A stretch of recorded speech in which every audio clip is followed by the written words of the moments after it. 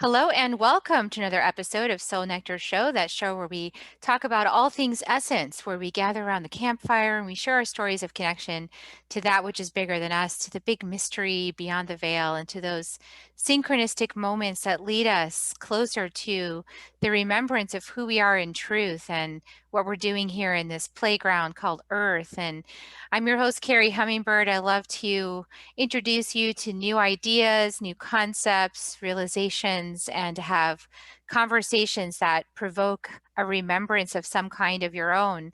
And to help let you know, you're not alone. We're all here together, and the details are different, but the story is very similar for many of us in the waking up process. And so today, I welcome Gloria Grace Rand with us today. Welcome, Gloria. Thank you for having me, Carrie. I'm looking forward to our discussion today. Yes, me too. So Gloria is known as the Insightful Copywriter. She shares messages from the heart as a #1 best-selling author, a host of Live, Love, Engage podcast, and she's an intuitive business coach. An acclaimed internet marketing expert for over a decade, Gloria shows service-based entrepreneurs how to gain clarity, confidence, and connection to your divine nature so you can create a business with more impact, influence, and income. And her first book was called Live, Love, Engage: How to Stop Doubting Yourself and Start Being Yourself, which details her journey of self-discovery and spiritual awakening that began when her sister was diagnosed with stage 4 cancer. And as Gloria struggled to run her business while grieving her sister's death, she began implementing 4 divinely inspired steps that allowed her to let go of the past and finally live fully, love deeply, and engage authentically. And of course, you know, we're in this strange time on Earth where many people are losing loved ones, and a lot of souls are choosing to depart the earthly plane. Mm. And so we are, many of us, confronted with the loss of people we really care about. And so, Gloria, you know, tell us more about your journey of becoming who you are today and publishing your book and all the beautiful wisdom that you share in your podcast. Oh, well, thank you. It's been an interesting, bumpy road, as I think we all sort of travail upon, I guess, in life. That's what life is all about, isn't it? It's challenges and obstacles, and then overcoming them. And I've certainly had my share. I've been Yeah, this interesting road. My background actually was in television. I used to be a writer and a producer for the Nightly Business Report when it was on public television, so it's going back a while. But for the last 10 plus years, as you mentioned, I've been running my own business because I had, I actually, during the last recession back in 2008, I lost my job, as so many did, and with NBR, so I had to reinvent myself. And so one of the things I did was learn how to do copywriting and to learn how to be able to help business owners with their online presence in particular. I decided that I really liked that in particular. I liked how it was. I could use sort of both sides of my brain. I had to be analytical and figuring out what were the right words that would go on a website, and then I could be creative and actually writing them in an interesting way, so that it wouldn't actually get people to take action rather than run away going, it's yuck, I don't want to look at that. Um, and so I've been doing that, and along the way, and even in, I guess, even I think early on when I first started my business, I got into meditation as a practice, and which really proved to be so beneficial to me when my sister was diagnosed with cancer, because it helped me to stay grounded and to be present for her as she was going through that journey. And it was not easy for, certainly not easy for her, but even for me, I don't know any people out there who are listening have ever been caregivers. It's not an easy task, and made even more complicated by the fact that she lived in Arizona, I lived in Florida, so I had to kind of keep flying out there and to be with her during chemo treatments. And how the book came about was 2 months actually before she transitioned. I was meditating as normal, and I had this idea came into my head that said, you should write a book about love. And I'm like, huh? I do marketing. What do you mean write a book about love? That doesn't make any sense whatsoever. And yet something inside me, I guess, just trusted the process anyway and said, okay, I when I finished meditating, I opened up a Word doc on my computer and just started like noodling around about it. And it was like, oh, love is an acronym. Oh, that's interesting. So it stood for the L is let go and let God. The O was open your heart to receive. And the V was value your uniqueness. And the E was embrace your divinity. And I was like, wow, this is pretty cool stuff. I'm not exactly sure what all this means yet, but it was pretty cool. And then, of course, life got in the way.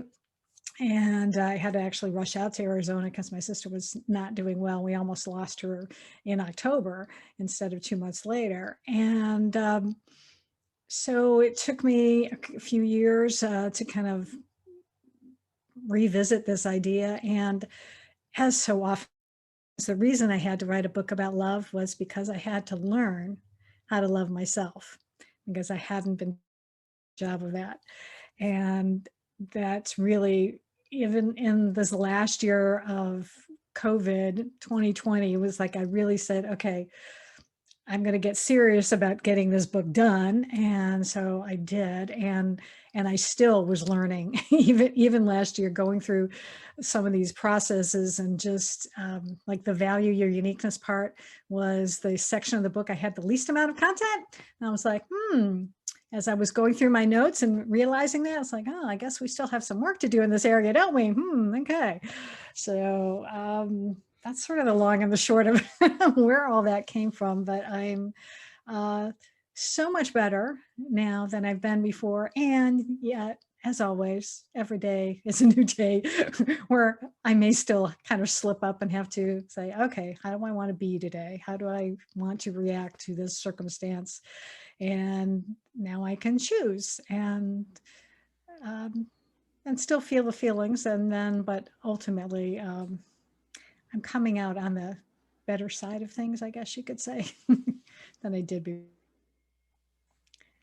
Oh, I can so relate to your story of getting the prompt to write the book and to not knowing exactly what you were going to be writing about, or that you were also learning as you were writing it.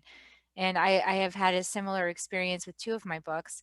Mm. And what I love is that it's a process, and that when, even once the book is written, it's kind of like the opportunity to deepen into the wisdom itself, right? And to be the emissary of that message is to actually embody that message in your own life and in your own beingness. Oh yeah, absolutely. And that's ultimately what I want to be able to do now. It was like last year I was sort of stuck in my business. I still enjoy copywriting, but I also felt like I wanted to do something more, but I wasn't quite sure of what it was. And at the same time, I'm like, you know what? I just need to get the book done. I feel like that everything stems from the book. And in fact, I was actually working with a course with a coach who said, yeah, get the book done, Gloria. Just focus on the book. And it's like, now I can see that, okay, now that I've got the book done, it's like there's a process there that I can not only continue to apply in my own life, but now I can help others as well through maybe a course or doing a workshop and coaching, maybe a group coaching program. So those are the things I'm going to start tackling next and starting to put together some ideas on that front.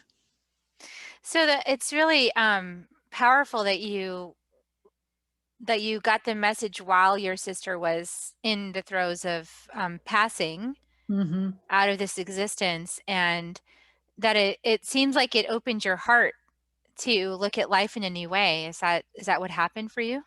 Yeah, absolutely. I mean, even going through that journey with her, I mean, we started having conversations about like what happens after death, and she would question, what do you really believe, about God and all these things. And yeah, it's definitely been this evolving process for me, and really trying to figure that out. I've been reading, so many different books by so many different spiritual authors, and just immersing myself in things and trying to, you know, figure out for myself what do I believe. I know I grew up Catholic, but I was never a hardcore Catholic, and my mom wasn't either. She was not the best role model either, compared to my mother-in-law, who she was a very good Catholic. Um, but we would make comments in the back of in the pew, during the homilies and things like that. So I was never really connected per se to the church, although I still have always believed in God. I always felt close to God in nature in particular. I was a Girl Scout growing up, and I would love to be out, hiking in the woods, and actually to get this book done, another good friend of mine said, because I wasn't really making any progress at home. And she's like, well, where do you like to go? What's like your favorite place? I'm like, I love going to the beach. And she's like, well, write the book there. And it's like, oh yeah, I'm only an hour's drive from the beach. It's not that far. I could live, a morning there. And so that's what I did. It was like Friday mornings. I would drive to the beach, and, put up a chair and sit down and start writing. And, I would be like, okay, God, what do you want me to say? It's like, what is this message that I need to do? And just kind of let stuff come through. And sometimes I would just sit and not do anything because nothing was coming through, but that was okay to get through the process. So, being a caregiver, you mentioned that it's very challenging. What are some of the challenges that you faced in being a caregiver, and what are recommendations that you have for others who might be in that same spot? Mm. I would say is patience, really being patient with the other person, because, most of the time it's my sister was fine, but there were, days, especially, right after she would have chemo treatments, that, she would be sick and not feeling good. And she could be, would criticize my cooking and, stuff like that at times. And, and I just had to, kind of just take it in and just, appreciate that, she wasn't feeling well.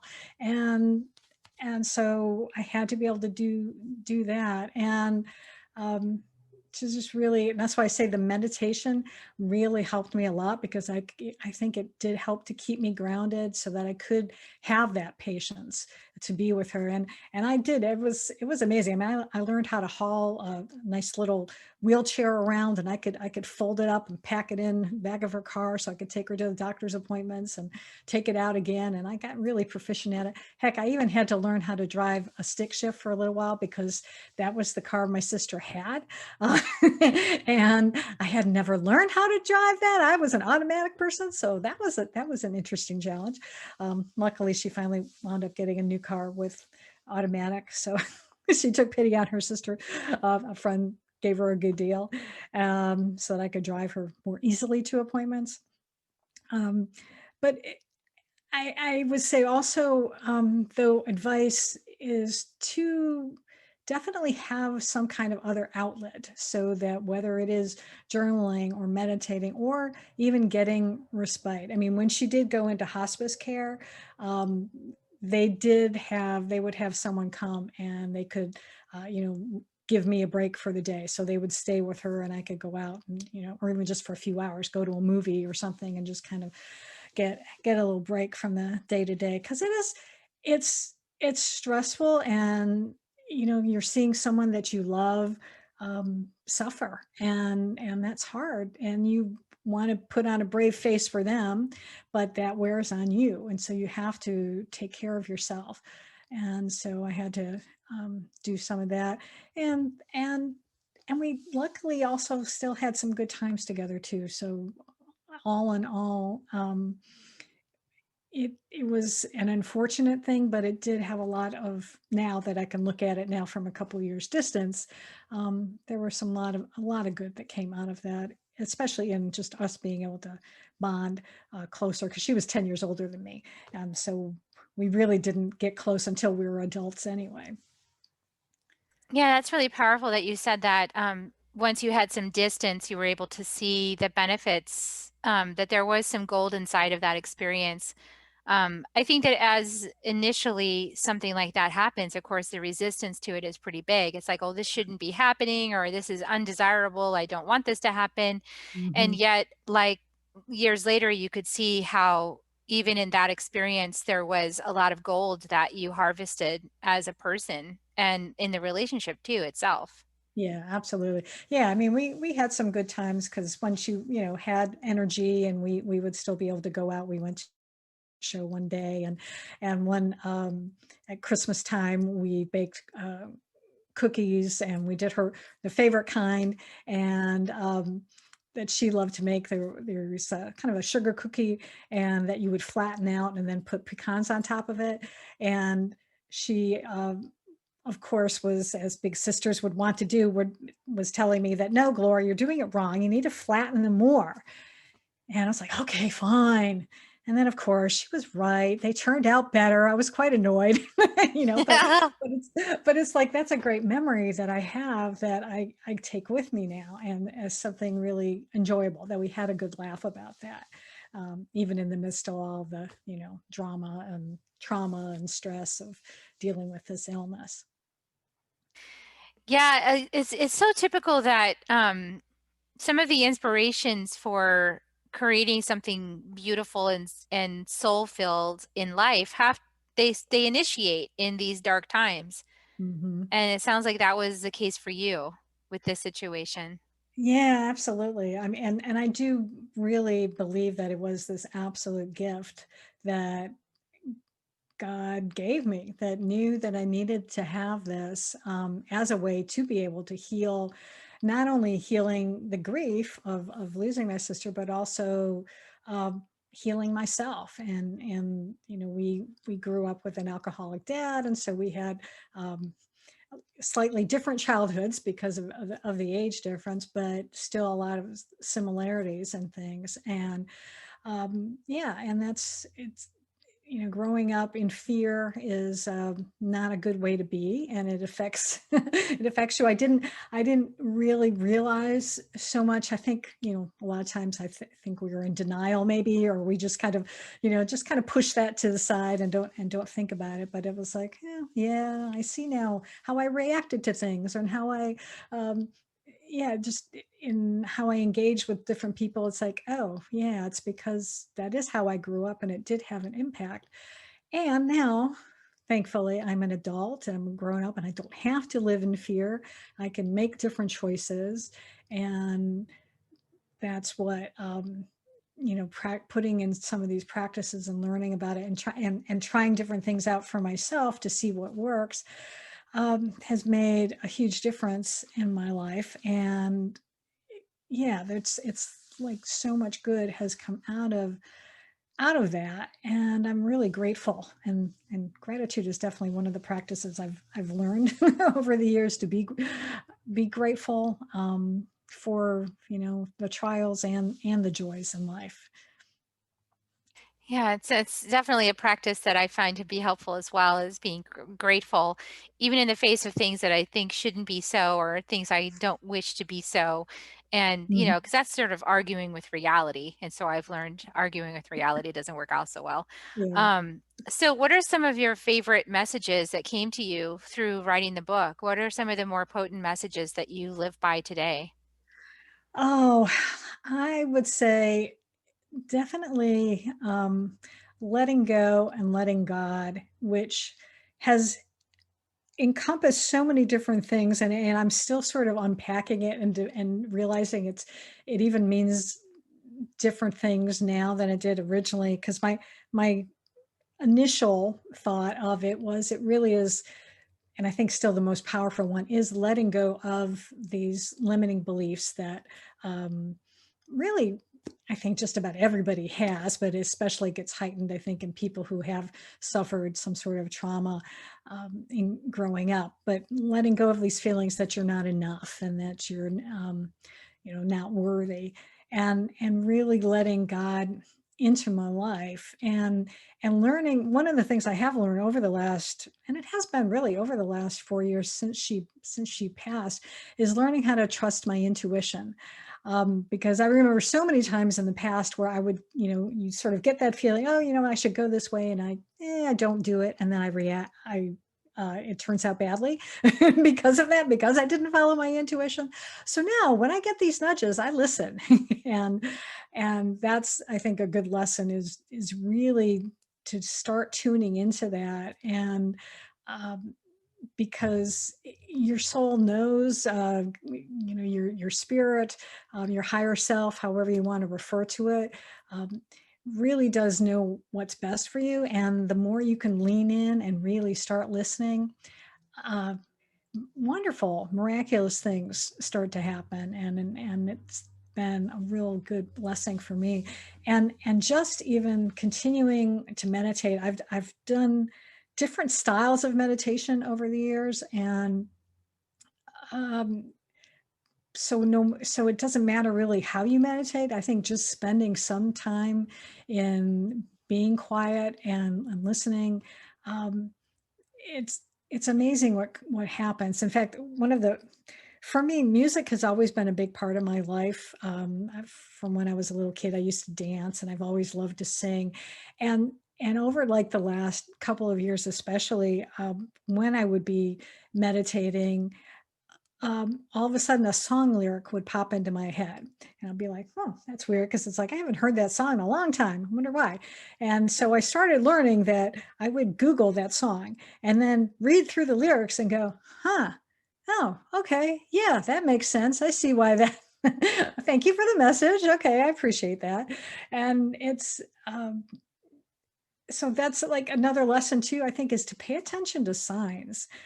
Because I think, again, God, the universe, is always um, there to lend a hand. We just have to open our eyes to receive it, and open your heart, and to be coming from a place of willingness to learn, and to then start, because then you can start honing that discernment, and it really also, again, makes a big difference in how you go through life day to day. It feels like also some of the things you're saying to me seems like it's applicable to the work you do with people as well, because I just know, having been an entrepreneur and been out here sharing my message and finding ways of communicating it, that that the pathway to getting the words to describe what you do Mhm. can be quite windy, kind of like finding signals, like finding synchronistic moments, or getting signs, or it takes a lot of soul involvement to get the right languaging. Is that what you find when you work with people? Yeah, and it's something that, well, I would say, for one thing, I've always found it easier to work with other people and to be able to pull that information out, is trying to do it for myself, that I have the that I Oh, have isn't the that the trouble. truth? Yeah. Yeah. But it is, yeah, I do like to, listen, really pay attention, listen to what people are saying, and how they speak. And even before I even got on this journey, this, I guess, is a gift that I have in being able to do that, because I've had clients tell me that it was like, oh, you really got my voice. That was like, so good. These emails sound like exactly like it was me writing them. And so that is a talent, I guess, that I'm blessed with, and being able to listen to someone and then being able to then translate their message in a way that sounds like it's coming from them. But as I said, sometimes doing it for myself, though, that sometimes gets a little harder, especially in this transition I've been in over the last couple of years, trying to figure out, how do I still, do I work in SEO with being this spiritual side of myself, and do they go together? And it's been an interesting journey, and I think I'm starting to land on it. I came up with this tagline not too long ago, this messages from the heart, because that seemed to apply to everything that I was doing. It can apply to, when I'm working with someone writing their website. It applies when I'm coaching someone. I've even started something else I started dabbling in is channeling light language. And so that's another way. And last year I started writing songs, which I haven't done in like 40 years or 50 years actually. And so that's another way to share an inspirational message and thing. And it all comes from the heart. So I'm still sort of working it, trying to figure out how exactly it goes. And if it doesn't go, I'm okay with that too. I've sort of decided that that's all right. Whatever happens, happens. I have lots of ways to help.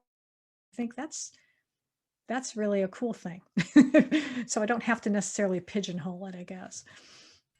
Yeah, I think that the more we try to figure it out from the egoic perspective or clamp it down, the more it wants to squirt out the sides. Yeah. Yes. So it's like at some level, you just have to accept the process and the unfolding. To me, it's like an unfolding. It's like when I'll land on a key phrase and then that'll just seem correct for a while and then maybe it'll change. Right. But to just not try to box it in, Yeah. because our soul is so expansive, right? That it wants to achieve so much or wants to experience. I think achieve is an egoic word. I think our soul just wants to experience so much more, and Hmm. it doesn't want to be trapped and confined by labels and expectations. Yeah, exactly. And I think that's where I'm finally landing, is just like, okay, just go with the flow. Don't overthink it. Don't bring that ego into it, and just work from being inspired. So if I'm inspired to to write a song, cool. If I'm inspired to do some work on writing content for the website today, cool. If I'm inspired to channel light language, cool. So it's just, yeah, going with the flow is so much better. So, and again, it's just something I continue to practice because I need practice at it, and because sometimes I forget, and that's okay too. Yeah, I think that you're speaking for all of us here. Yeah. What's so interesting is how you talked about the flow and about just being in the present and doing what you're inspired to do. And I was also referencing back to your statement about, is my business about SEO or is it about spirit? And I love that conversation actually because I think it's fun. It's kind of like when I put my book out, The Second Wave, I didn't buy any advertising. I never bought any advertising. Mm. I just every week it was on the charts, and so I just put this little meme out and I say, "Hey, it's still on the charts. Yay!" Kind of celebratory. Yeah. But I know that I handed that book off to my higher self. I was like, "Here, it's your book. So, you do with it what you will. I think it's a good Yeah. idea if people read it." You Mhm. know? Yeah. And that was it, and Yeah. and because I was just let it go, I surrendered it. It's Mhm. still on the charts. And then I published the Love is Fierce book, and it's like it's more tender for me. It's more Mhm. like I don't think I totally let it go because so Mhm. it's not really taking off the way the second wave did. And it's like, oh, I think it's because I'm still clutching it, kind of like it's precious to me, and this was my work, and it took me a lot of effort to work on it, and so I haven't really surrendered it up per se the way I did Mhm. the first book. So it's interesting to see the dynamics because I don't think it matters like how much money you spend on advertising. Right. Like I actually don't think it matters. Yeah, yeah. I'm of this position and I don't spend money on advertising. I see other people doing it. And the few times that I've done it has been such paltry results that I'm like, why did I spend that money on advertising when it didn't work anyway? Because I Mhm. think I'm in the lesson of spirit. Yeah, Like I think I'm beyond this idea of like that you could buy advertising and it would reach the right people. yeah. Absolutely, I yeah. mean, what's your perspective on that? Because I don't know if that's just my crazy idea or some. No, I think that's awesome, and I do think it's well, case in point, I had, recently I signed up for something anyway, and wound up there was a contest to win free advertising, on, Player FM, and I didn't even think anything about it. I was just, "Oh, yeah, sure," blah, blah, blah. And then I went about my life, and wouldn't you know it, but, like, a few weeks ago, they said, "Oh, you won, and so we're gonna advertise, 2 podcast episodes over 2 weeks and, for free." And I was like, cool, yay. And so I got like a ton of downloads and I got new subscribers to the podcast without having to spend a dime, because all I did was sign up for a contest, and then I didn't, worry about it. I just kind of let it go and didn't even think about it.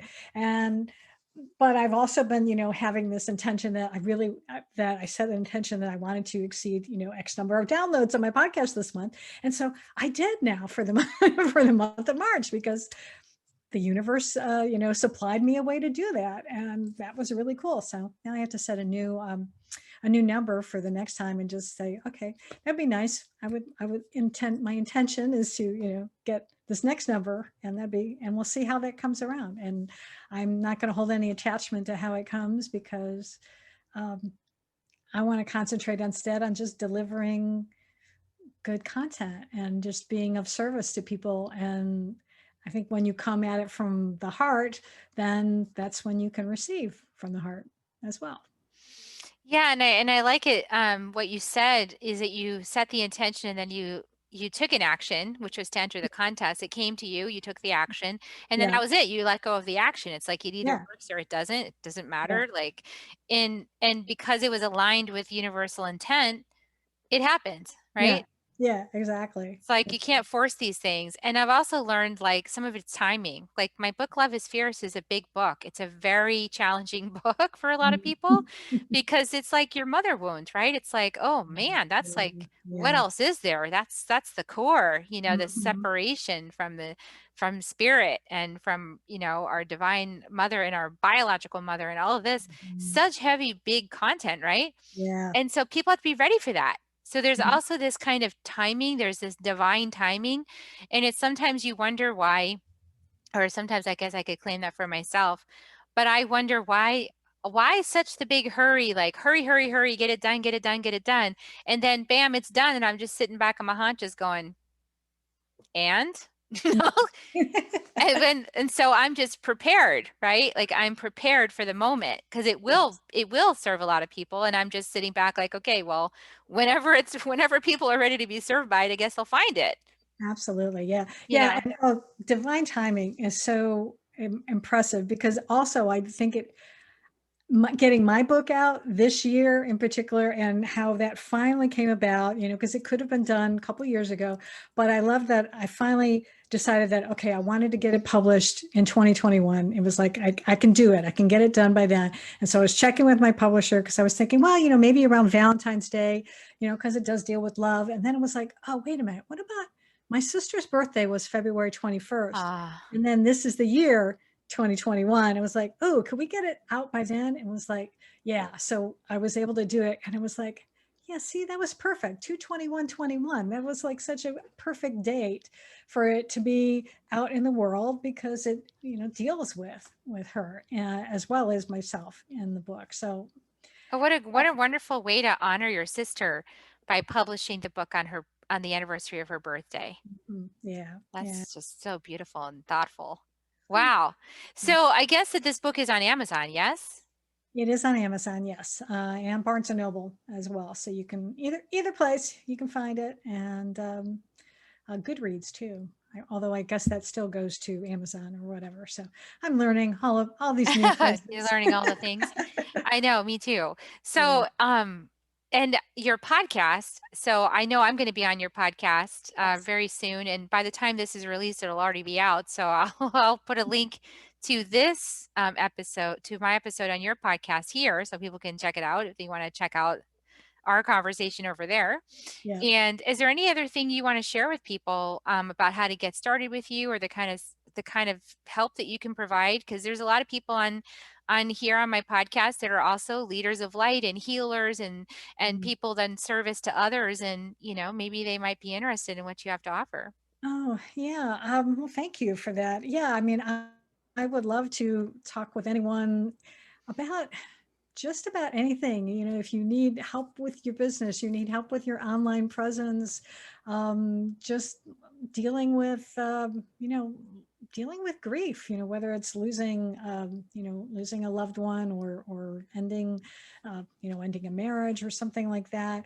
Um, I do believe that I've lived long enough now, and with God's help and inspiration, that I can provide assistance in a lot of different ways. So if you go to my website, gloriarand.com, you'll be able to reach me there. And actually I have, if it's okay, if I can let people know, I've got, if you go to gloriarand.com/claim-gift, I have a guide that will show you how, it's called Uniquely You, 4 simple ways to move from self-doubt to self-love.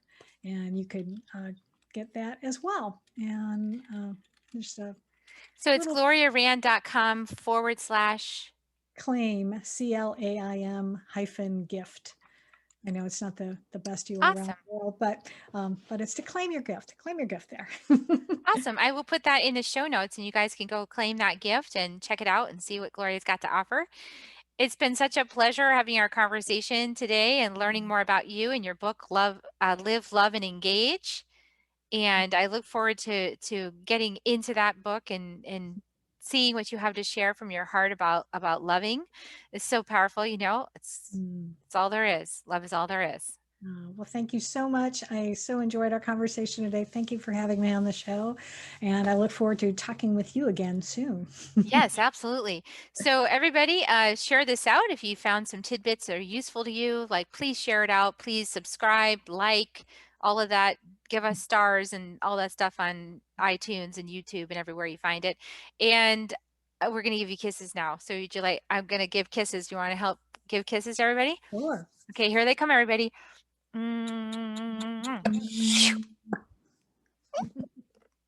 Love you all, and we'll see you next week on Soul Nectar Show. Bye for now.